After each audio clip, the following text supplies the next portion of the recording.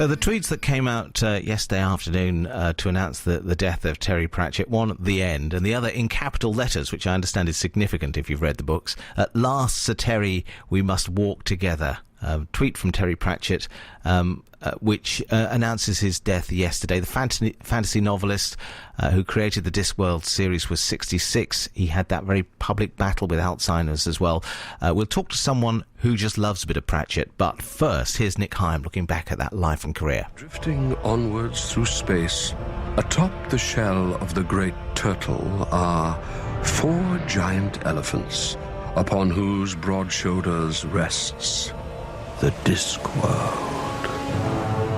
Terry Pratchett's Discworld was a magnificent comic creation which filled more than 50 books. It started as an affectionate parody of fantasy novels and became a vast satire on modern life and the human race, a sort of Middle-earth, 500 years after the end of Lord of the Rings. The big battles are all over, the cities have grown, the trolls and the dwarves and the elves are now citizens, by and large. Politics has taken the place of warfare, and everyone is chasing a dollar. In the 1990s, he was the UK's best-selling fiction writer. He wrote a book every 6 months and sold 3 million copies a year. He was a press officer for the Central Electricity Generating Board when he wrote the first Discworld book.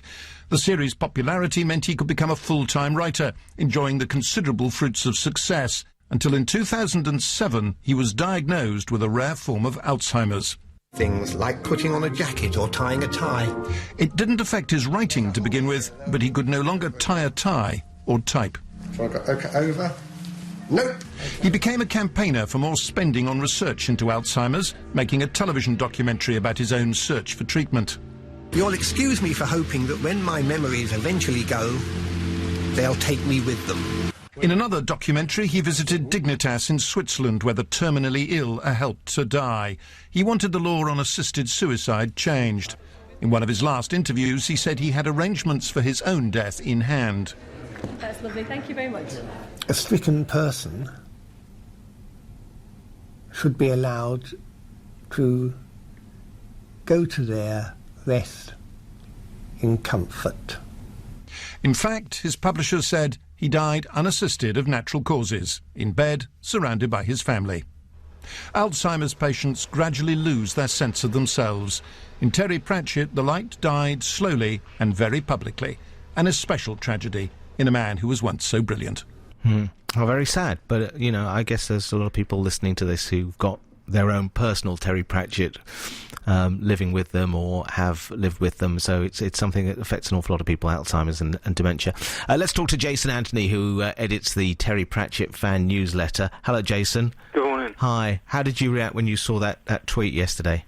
Well, my whole world kind of went upside down.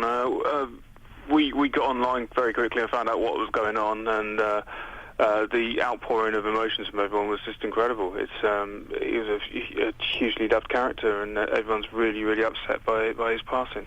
He became, his fight against, Alzheimer's was, I think, almost surprising for some who just saw him as a funny man. He was a funny man who had real depth to his character as well. Yeah, he was much more than just a funny man.